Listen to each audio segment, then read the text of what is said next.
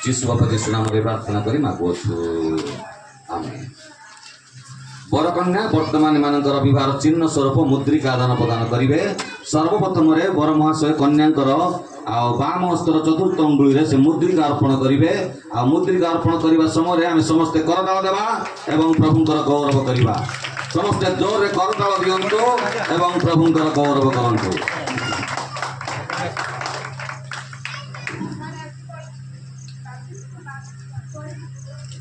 से भाव में वर्तमान कन्या बरंकर दक्षिण हस्तर चतुर्थ अंगुली से मुद्रिका अर्पण करेंगे। मुद्रिका अर्पण करने समय आम समस्ते जोर करताल देवा एवं प्रभुंकर गौरव करवा। समस्ते जोर करताल दिंतु एवं प्रभुंकर गौरव करंतु।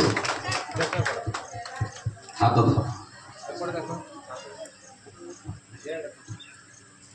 बर कह मु तुम्बंकु मोहर स्त्री स्वरूपे ग्रहण करिथिबारु एहार निदर्शन ओ स्मृति स्वरूपे एही मुद्रिका प्रदान करुअछि।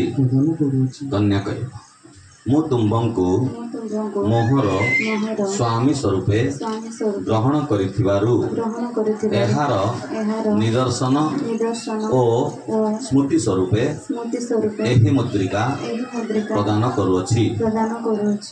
माल अछि दयापूर्वक शीघ्र आणन्तु। बर कन्या वर्तमान मानकर विवाह चिन्ह स्वरूप माल आदान प्रदान करिवे। आमे समस्ते निरवता रक्षा करिबा एवं प्रभुंकर गौरव करिबा। सर्वप्रथम बर महाशय से कन्या को माल अर्पण करिवे। माल अर्पण करने समय समस्त आमे जोर करताल देवा। दयापूर्वक माल अर्पण करंतु।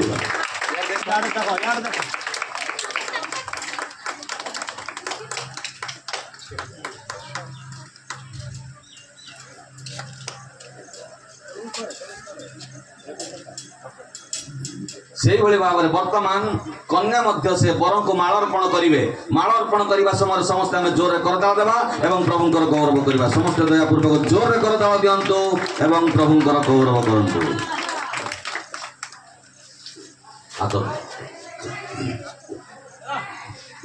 ईश्वर जो मान संयुक्त कर मनुष्य से भिन्न न करू। दुई जन अर्थात